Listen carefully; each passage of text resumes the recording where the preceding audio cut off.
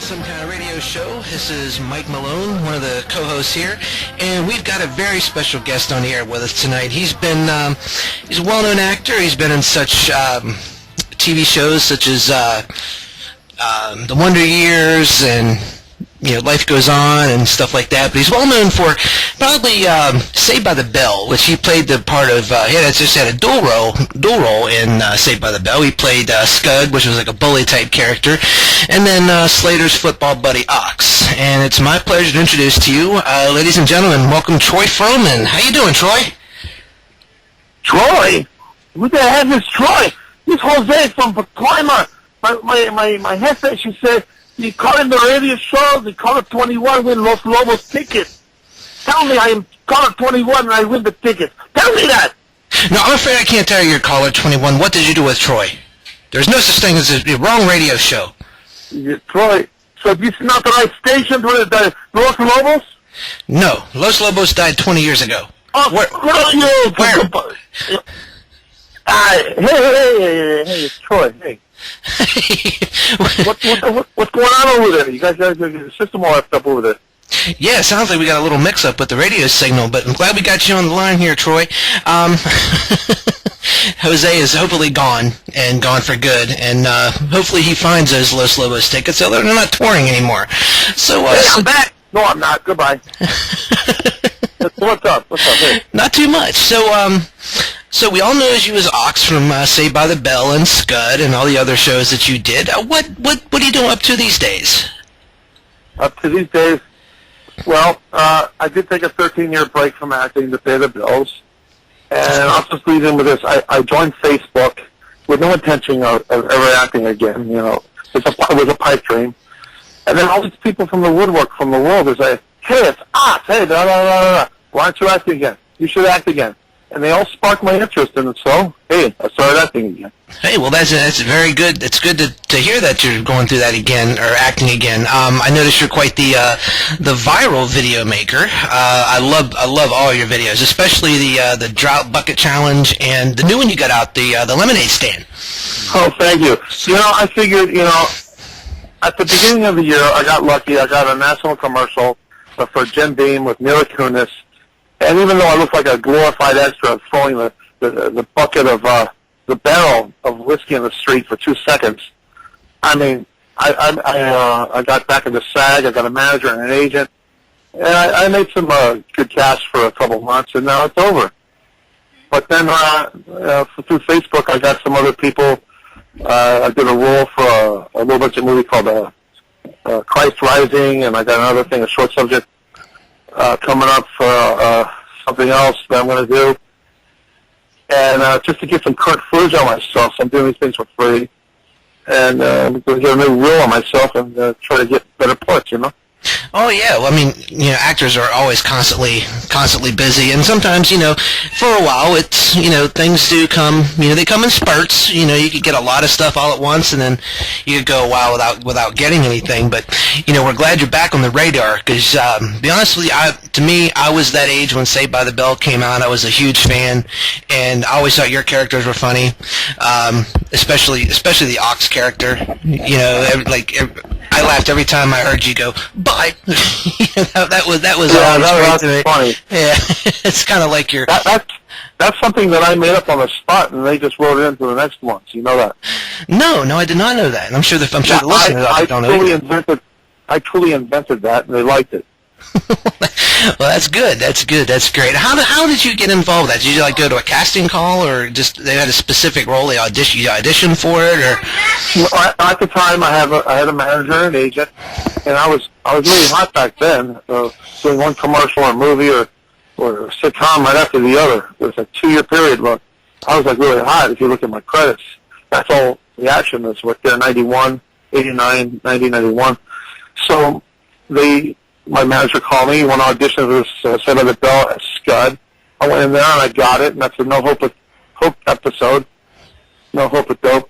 And then they called me a couple days later. We love you, but we want you to try as this other football player because we want you in the show, and we don't want that Scud character anymore. So I went in there, and then I got that, and then I was working week after week for 9 weeks straight. I did 9 episodes, basically. Mm-hmm. Okay, yeah, the No Hope with Dope was probably one of my favorite episodes, and for that time, even though it was like 25 years ago, it was pretty controversial with kids and drugs, Right. But again, it was one of my favorite episodes, and every time I see it, I can even catch it on YouTube every once in a while. While we're out here, I'll make a confession. Okay. I had no idea that those kids were screwing each other and doing drugs or anything. But at the time when I was filming that, well, what the hell? I'm always smoking pot. So I used to smoke. I was smoking dope then, and then I'd somehow get the script and anti-doing it for kids. And I'm like, in my mind, well, man, this is a conflict. What should I do? Yeah. So I smoke some more. That's very interesting to know. But I never went to the set high, ever. That's just a night passing. Yeah, well, that's not good to go to work high. I've done it once and never again. But my dad didn't like that. No, I'm sure he didn't. Well, getting back to the Saved by the Bell, you've seen the movie based on Dustin's book. What was your take on that? I know when we talked last week before the movie came out, we touched on it a little bit.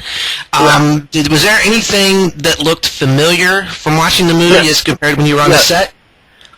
The only thing that looked familiar to me, and really I felt like I was really there again, is when they were in the studio actually shooting with those three old cameras in the audience. I mean, that was exactly the way it was. Yeah. Otherwise, all the other crap I didn't know anything about. Nothing. So do you think, like there's more behind the scenes and what led on in the movie? I mean, because Dustin's book was pretty raw. Here's the thing. I heard nothing then, and now they say, Dustin, all these allegations he said, and then he said he made it up. So what's to believe, right? Right. Yeah, I mean, really, who's to say? But what would you say would be like your favorite moment on that set, like interaction with another cast member? What was it? I'll tell you right now, and this is my 4th interview about this, and nothing's going to change. It's the one where we were the drinking and driving episode, and we're in Octa's living room. Okay. So it's my house, my party, toga party. Right. And I pick up the lamp and I say, "Hey, everybody, let's trash this place." And Mario comes running up. "No, Watts, it's your house." Oh, yeah, never mind.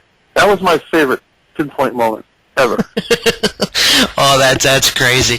That's crazy. Well, that's some really good stuff, and I'm glad you brought some of the things to light about what went on behind the scenes. Now, switching gears a little bit, going from Dustin Diamond to Dustin McNeil. Okay, now to you fans out there of the show, any casual horror fan knows about Don Coscarelli's cult phenomenon, Phantasm. One thing, after I bought his book called Phantasm Exhumed, you can pick it up on Amazon.com. Thank you, Dustin, for the cheap. You're welcome, Dustin, for the cheap plug. I did not know that you actually had a role in the movie. And how did you get involved with Coscarelli in the franchise? I mean, again, was it like an audition, or did you happen to know them? Because I know how Don Coscarelli had the role specifically designed for people. Here's the story. You just stop talking. Here's the story. Okay. I was working on. One day I was reading the Hollywood Reporter because I was just starting acting and everything. I'm looking for anything to give me leads to any casting auditions, anything that would help me, right?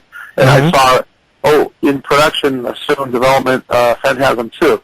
Well, Phantasm is my favorite horror movie of all, ever since I was 14. I just worship that movie. Oh, yeah. So I wrote a letter to Don Coscarelli, said, "I will work for you for free." At the time, I was living at home, no rent. I had no money problems to worry about. So I wrote, and then they called me back, and they said, yeah, we need a craft service person.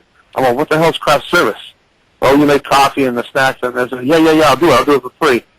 And I went in there and met them, and they said, "Well, we'll give you $40 a day." And to me, well, that's just icing on the cake, because I just wanted to be there. Right. Back then, $40. Yeah, I was the worst craft service person in the world. I mean, I just disappointed people with second meals and everything. But I did as best as I could. And then one night we were filming out in a cemetery, and then Don says, "Okay, Troy, this is your chance." And he put me in that costume. He put me in the grave with the rubber pickaxe. And he said, "Just pick away." And that's how it happened. Wow. I'm sure a lot of the fans listening to the show had no idea that you were actually in a film that's like treasured by everybody. And like I said, I've been having nightmares since I was 7. That's how old I was when I saw it. I was in a movie treasured by everybody except Mr. Baldwin. He wasn't happy with that one. No, that's I'm sure that's his least favorite movie, and for obvious reasons. I mean, he did audition for it and didn't get hired, which it was horrible. I mean, James LeGros did a good job in the movie. I wouldn't say it was one of my favorite sequels, but after reading the book, I loved what you said to him about your dismay about him being cast as Mike, about the scene in the first film where he was walking down the street and ran into the tall man. He was sucking on a lollipop. Right. And you had brought that up to him. And you know what? When I originally saw the second one, I thought it was like for some reason I thought it was a toothpick going into his mouth. And then I looked at it closer. It was a red lollipop. I said, "I'll be damned." He actually, did that as a courtesy, like a professional courtesy to Michael Baldwin. And he came up to me Hunter. No, go ahead. Go ahead. He came up to me after I talked to him that day about how I was not approving of him being there in the kindest way. Mm-hmm. And he said, Troy, I reviewed Phantasm and the lollipop thing. I'm going to do that to try to, link me and him together. So the lollipop in the second one was all because of what I said to him. Again, that really just shows what kind of guy James was. I mean, he had a lot of respect for the first film, and maybe felt a little bad that he was cast over Michael Baldwin, but who's to say? But let's see, where was I going next? He wants nothing to. He has nothing. He has no ambition to talk about the second one these days. He didn't talk about it for the book, I think. No, I don't remember reading anything about it in the book. Now, no, he wants nothing to do with it. Anyway. Well, that's kind of strange. I mean, something like that. Again, people that love one film love them all, and right. they want as much interaction with the actors, so much. But what do you think of the fifth one coming out? I believe it's I'm hearing October. I'm hearing next year. What do you think is gonna? October is the last I've heard, and I hope it's true. But I'm thrilled. In my mind, in all my comments, everything I've ever said on Facebook was like, Phantasm 5, he's never going to do it. Then all of a sudden it pops out of the woodwork, and I feel like an ass.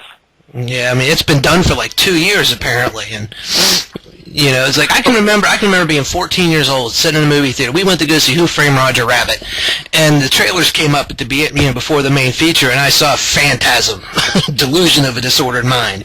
My mom and my sister were with me; they were laughing their asses off. Another Phantasm movie. Way to go. So I was like obsessed. And then I saw the sphere around the corner. I'm like, oh my God, holy shit. My mom yelled at me for cussing at 14. And, I'm like, I had to see it. I saw it twice. It just came out on video. I got it. And, I just been in love with it since I was 7. And what do you think of the fourth one? The fourth one, what I really loved about the fourth one is the way Mr. Coscarelli put lost footage from the first one in, how he integrated that somehow. Right. I mean, I could not, because I knew originally I heard that it was actually 3 hours worth of footage, trimmed down to an hour and a half. Right. A lot of storylines, a lot of side plots, and, were all cut out to make it what it is today. But seeing a lot of that old footage, I mean, I was like, wow. It was almost like, to me, it was almost like he filmed that for a reason other than to put it in the first one. Like, he's going to have some other kind of use for it. And to me, that's just cinematic genius, in my opinion. Yeah, but did the fourth one satisfy you at the end? I mean, did you feel like, I felt like that. Yeah, I felt like, they drove off like, none of that ever happened. Because, it's like, it's just the wind. Yeah. Like nothing, like nothing. But, I mean, it kind of... I'm going to rewatch it before the fifth one, but I tried twice, and I still haven't liked it yet. Really? Yeah, like I said, the only thing I like is the lost footage, and I'm sure the fans listening out there now, they appreciated all that lost footage too. I actually have all 4 films on Laserdisc. That's just how retro I am. Wow. Yeah, and actually, Oblivion was sealed when I bought it. Paid $50 for it, but it was sealed. But I opened it up and, and watched it. But yeah, but. Yeah, I love hearing those fantastic. I could talk to you all night about that, Troy. But let's touch on what are you up to these days? What is Troy Fromin doing other than viral videos and back to movies and everything? He's back on the radar.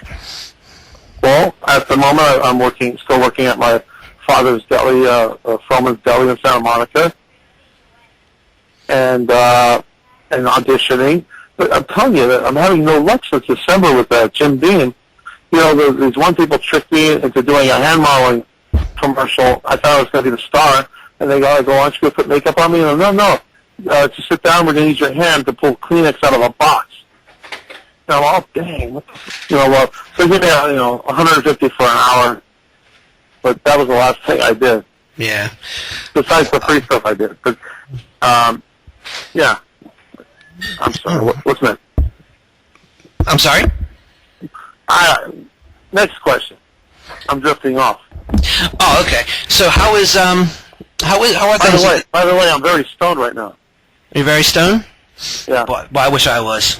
I have nothing in this house at all. Is it legal over there?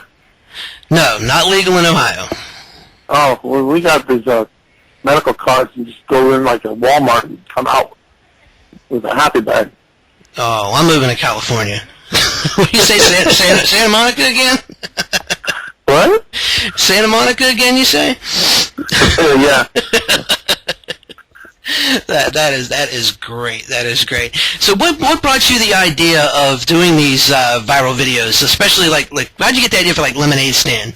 Because I thought that was probably your best one yet. Oh, okay. Thank you for mentioning that. What brought me to doing this is I was auditioning ever since December, and nothing was happening. So you know what? F this. Oh, you said I'm allowed to cuss, right? You're allowed to cuss. Oh, well, I said fiddlesticks this, and I said I'm going to make my own videos. So the first one, maybe it was the Phantasm. Did you see the Phantasm book one? Yes, I did. That was good too. So every one I do, I plan on, and it's usually one take. And I think Lemonade Stand was my favorite, and the bucket, my special bucket challenge too. Yeah, I like the bucket challenge. I know you guys got a drought out there, so I understand all the little buckets.